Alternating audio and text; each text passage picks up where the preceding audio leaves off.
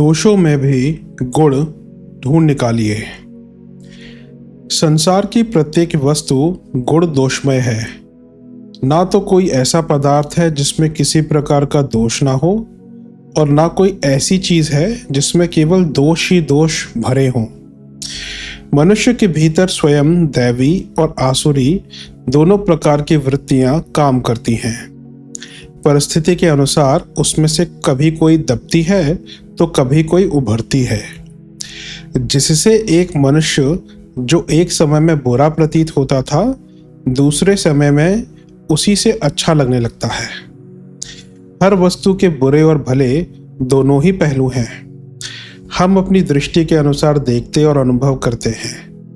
हंस के सामने पानी और दूध मिलाकर रखा जाए तो केवल दूध ही ग्रहण करेगा और पानी छोड़ देगा। फूलों में शक्कर होती तो है, पर उसकी मात्रा बहुत स्वल्प है। हम लोग किसी फूल को तोड़कर चखे तो उसमें जरा सी मिठास प्रतीत होती है, पर शहद की मक्खी को देखिए, वह फूलों में से केवल मिठास ही चूसती है। शेष अन्य स्वादों का जो बहुत सा पदार्थ फूल में भरा पड़ा है, उसे व्यर्थ का समझकर छोड़ देती है।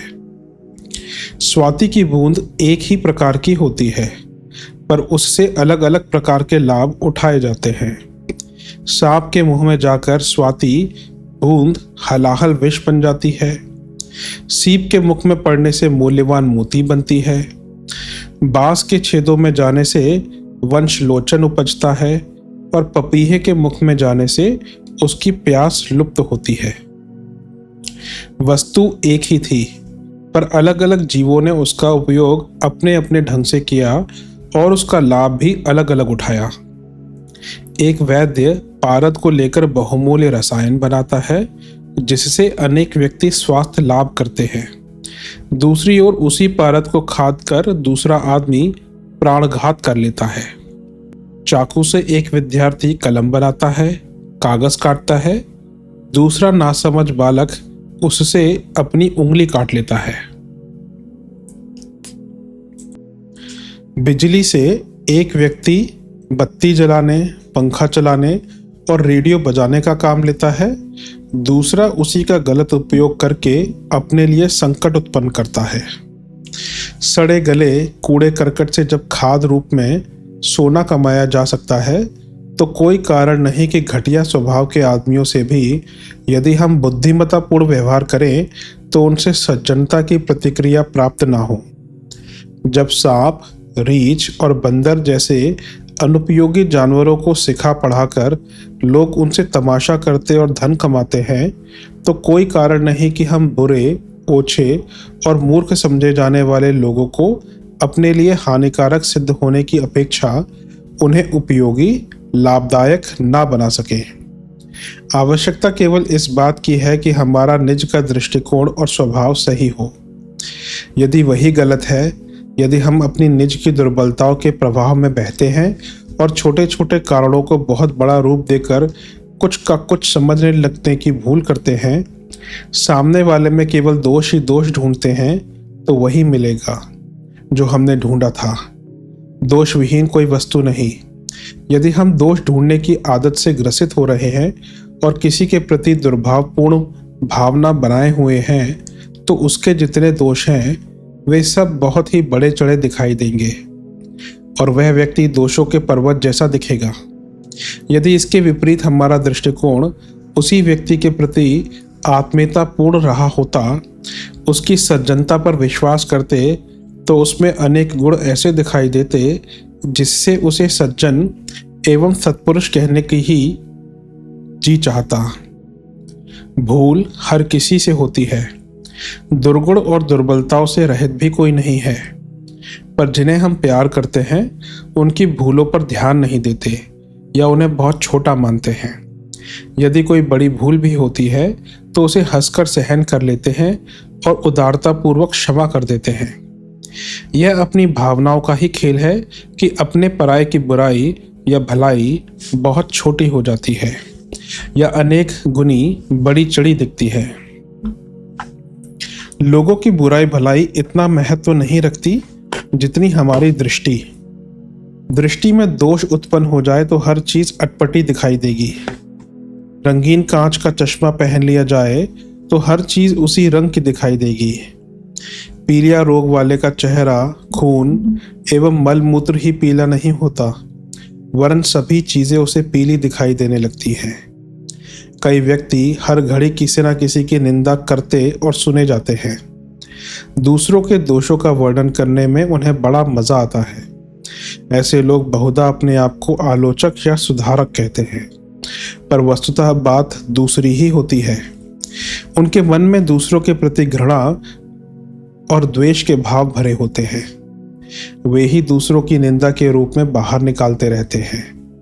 जो आदमी लहसुन खाकर या शराब पीकर आया है, उसके मुंह में से इन पदार्थों की दुर्गंध स्पष्ट रूप से आती है।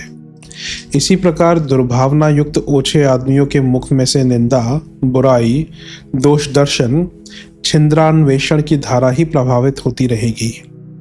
ऐसे लोग किसी की भलाई या सद्भावना पर विश्वास नहीं कर सकते। उन्हें सभी धूर्त या दुष्ट दिखाई देते हैं। ऐसे दुष्टों को दोष दृष्टा ही कहा जाएगा। उनकी अपनी दुर्बलता उनके चारों ओर धूर्तता और दुष्टता के रूप में बिखरी दिखाई पड़ेगी। इस प्रकार का दोषदर्शी दृष्टिकोण मनुष्य के लिए एक भारी विपत्ति के समान है। प्रेम और द्वेष छिपाए नहीं छिपते। दुर्भावों में वह शक्ति है कि जिसके प्रति उस तरह के भाव रखे जाएं, उस तक किसी न किसी प्रकार जा ही पहुंचते हैं, और वह किसी दिन जान ही लेता है कि अमुक व्यक्ति मेरा निंदक या द्वेषी है। यह जान लेने पर उसके मन में भी प्रतिक्रिया होगी, वह भी शत्रुता करेगा। इस प्रकार दोषदर्शी के शत्रु चारों ओर बढ़ते जाएंगे। शत्रुता के साथ विपत्ति जुड़ी हुई है। जिसके जितने ज्यादा शत्रु होंगे, वह उतना ही चिंतित, परेशान एवं आपत्तिग्रस्त रहेगा। उसके मार्ग में समय समय पर अनेक बाधाएं आती ही रहेंगी। उन्नति के मार्ग में सहयोग देने वालों की अपेक्षा रोड़े अटकाने वाले ही अधिक होंगे। ऐसी स्थिति अपने लिए उत्पन्न कर लेना कोई बुद्धिमता की बात नहीं है। निंदात्मक दृष्टिकोण अपनाए रखना एक अबुद्धिमतापूर्ण कार्य ही कहा जा सकता है। यदि हम अपने आप में सच्चे और सज्जन हों, तो हमें सदा दूसरों की भलाइयाँ और अच्छाइयाँ दृष्टिगोचर होंगे। जिस प्रकार हम किसी के सुंदर चेहरे को ही बार बार देखकर उससे प्रभावित होते हैं और प्रशंसा करते हैं, उसी मनुष्य के शरीर में मल मूत्र के दुर्गंधपूर्ण कुरूप और अरुचिपूर्ण स्थान भी हैं, पर उनकी ओर तो ध्यान नहीं देते और न चर्चा करते हैं। इसी प्रकार रुचिपूर्ण मनोभावना के व्यक्ति आमतौर से दूसरों के सद्गुणों को ही निरखते परखते रहते हैं। उनके द्वारा जो अच्छे काम बन पड़े हैं, उन्हीं की चर्चा करते हैं। उनके प्रशंसक और मित्र बनकर रहते हैं। आलोचकों और निंदकों की अपेक्षा आत्मीयता, सद्भाव रखने वाला व्यक्ति किसी की बुराई को जल्दी और अधिक सरलता पूर्वक दूर कर सकता है। कोई व्यक्ति जो अपने को सज्जन और समझदार मानता है, उस पर यह जिम्मेदारी अधिक मात्रा में आती है, ताकि सामान्य लोगों की अपेक्षा अपने में कुछ असामान्य गुण सिद्ध करे। सामने वाले से मतभेद होने पर उसे बुरा भला कहना, निंदा या अपमान भरे शब्द कहना, लड़ झगड़ पड़ना, इतना तो निम्न कोटि के व्यक्ति भी करते हैं। कुंजड़े और कंजड़ भी इसी नीति से परिचित हैं। यदि इस नीति को वे लोग भी अपनाएं जो अपने को समझदार कहते हैं, तो उनका यह दावा करना निस्सार है कि हम उच्च मानसिक स्तर के हैं। फूहड़ शब्दों का इस्तेमाल करना वैसे भले ही उन्होंने ना किए हों, शिक्षित होने के कारण वे साहित्यिक शब्दों का प्रयोग कर सकते हैं, पर नीति तो वही रही, भावना तो वही रही, क्रिया तो वही रही। वे अपने आप को शिक्षित या कुछ और कह सकते हैं, इतना ही उनकी विशेषता मानी जा सकती है। हर समझदार आदमी पर यह जिम्मेदारी आती है कि वह जिनकी निंदा करना चाहता है, उनकी अपेक्षा अपने आप को अधिक ऊंचा, अधिक सभ्य, अधिक सुसंस्कृत सिद्ध करे। यह तभी हो सकता है जब वह अपने में अधिक सहिष्णुता, अधिक प्यार, अधिक आत्मीयता, अधिक उदारता और अधिक क्षमाशीलता धारण किए रहना प्रमाणित कर पाए। इन्हीं गुणों के आधार पर उसके बड़प्पन की तौल की माप होगी। यदि कभी दो व्यक्तियों में से एक को चुनना पड़े, एक को महत्व देना पड़े, तो बाहर के विवेकशील आदमी इसी आधार पर महत्व देंगे कि किसने अधिक उदारता और सज्जनता का परिचय दिया। जिसमें यह अधिकता पाई जाएगी, उसी की ओर लोगों की सहज सहानुभूति आकर्षित होगी। पर यदि ऐसा नहीं है तो दोनों एक ही स्तर पर रखे जाएंगे। दोनों की ही निंदा की जाएगी और लोग उनके बीच में पड़ने की अपेक्षा उनसे दूर रहना ही पसंद करेंगे। दूसरों की अच्छाइयों को ढूंढने, उन्हें देख देख कर प्रसन्न होने तथा उनकी प्रशंसा करते रहने का स्वभाव यदि हम अपना बना लें, तो यह सारी दुनिया हमें एक सुरम्य सुगंधित बगीचे की तरह मनोरम दिखाई देगी। हर व्यक्ति और वस्तु में कुछ ना कुछ अच्छाई मौजूद है। हमारे लिए इतना ही पर्याप्त है। शहद की मक्खी के लिए इतना ही पर्याप्त है कि फूल में मिठास के तनिक से कण मौजूद हों।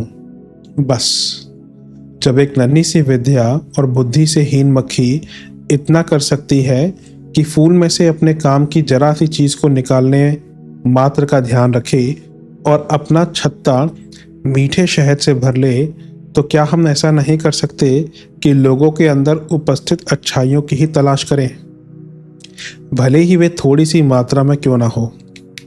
यदि हमारी दृष्टि ऐसी रहे तो हमें अपने चारों ओर सज्जन एवं स्नेही दिखाई देंगे। हमारा मन हर घड़ी प्रसन्नता और संतोष से ही भरा रहेगा। ताली एक हाथ से नहीं बजती। अन्य व्यक्ति दुर्जन भी हों तो हमारी सज्जनता उनके हथियारों को व्यर्थ बना देगी। सड़क टूटी हुई हो, जगह जगह गड्ढे हों, तो मोटर में बैठने वाले को दचके लगने स्वाभाविक है। पर बहुत बढ़िया किस्म की मोटर जिसमें लचकदार कमानी या स्प्रिंगदार सीटें हों, इस टूटी सड़क पर भी किसी यात्री को सुविधापूर्वक यात्रा करा सकती है। दुनिया में बुरे लोग बहुत हैं, ठीक है, पर यदि हम अपनी मनोभूमि को सहनशीलता, धैर्यवान, उदार और नरम बना लें, तो बढ़िया मोटर में बैठने वाले यात्री की तरह इस टूटी सड़क वाली दुनिया में भी आनंद पूर्वक यात्रा करी जा सकती है। जो उपलब्ध है उसे कम या घटिया मानकर अनेक लोग दुखी रहते हैं और अपने भाग्य को कोसते हैं।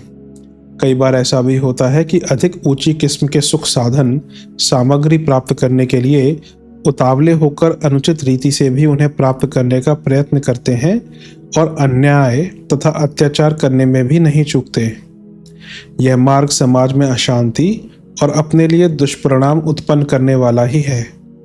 ऐसे अनुचित कदम उठाने में यह असंतोष ही मुख्य कारण है, जिससे और अधिक मात्रा में और अधिक बढ़िया किस्म की वस्तुएं प्राप्त करने की लालसा लगी रहती है। यदि हम इन लालसाओं पर नियंत्रण कर लें, अपना स्वभाव संतोषी बना लें, तो मामूली वस्तुओं से भी काम चलाते हुए प्रसन्न रह सकते हैं। अपने से अधिक सुखी, अधिक साधन संपन्न, अधिक ऊंची परिस्थिति के लोगों के साथ यदि अपनी तुलना की जाए, तो प्रतीत होगा कि सारा अभाव और दारिद्र्य हमारे ही हिस्से में आया है। परंतु यदि उन असंख्य दीनहीन, पीड़ित, परेशान लोगों के साथ अपनी तुलना करें, तो अपने सौभाग्य की सराहना करने को जी चाहेगा। ऐसी दशा में यह स्पष्ट है कि अभाव या दारिद्र्य की कोई मुख्य समस्या अपने सामने नहीं है। समस्या केवल इतनी ही है कि हम अपने से गिरे लोगों से अपनी तुलना करते हैं या बढ़े हुए लोगों से। इस तुलना में हेरफेर करने से हमारा असंतोष संतोष में और संतोष असंतोष में परिणत हो सकता है। जिन स्वजन संबंधियों से उनके छोटे छोटे दुर्गुणों के कारण हमें झुंझलाहट आती है, जो हमें भाररूप और व्यर्थ मालूम पड़ते हैं, उनके द्वारा अपने ऊपर अब तक किए हुए एहसानों एवं उपकारों का स्मरण किया जाए तो लगेगा कि वह बड़े ही त्यागी, सेवाभावी और उदार हैं। यदि उनकी अब तक की समस्त सहायताओं, सेवा का स्मरण किया जाए तो लगेगा कि वे साक्षात उपकारों के देवता हैं। उनका कृतज्ञ होना चाहिए और भाग्य को सराहना चाहिए कि ऐसे उपकारी, स्नेहसिक्त स्वजन संबंधी हमें उपलब्ध हुए। तृष्णा का कोई अंत नहीं। एक से एक अच्छी और एक से एक सुंदर चीज़ें इस दुनिया में मौजूद हैं। उस क्रम का अंत नहीं। आज जो कुछ हम चाहते हैं उसे मिलने पर कल और बढ़िया का मोह बढ़ेगा। बढ़ियापन का कहीं अंत नहीं। इस कुचक्र में उलझने से सदा घोर असंतोषी बना रहेगा। इसलिए यदि चित्त का समाधान करना हो तो कहीं ना कहीं पहुंचकर संतोष करना पड़ेगा। यदि उस संतोष को आज ही वर्तमान स्थिति में कर लिया जाए तो तृप्ति, पूर्णता और संतोष के रसास्वादन का आनंद आज ही उपलब्ध हो सकता है। इसके लिए एक क्षण की भी प्रतीक्षा नहीं करनी पड़ेगी।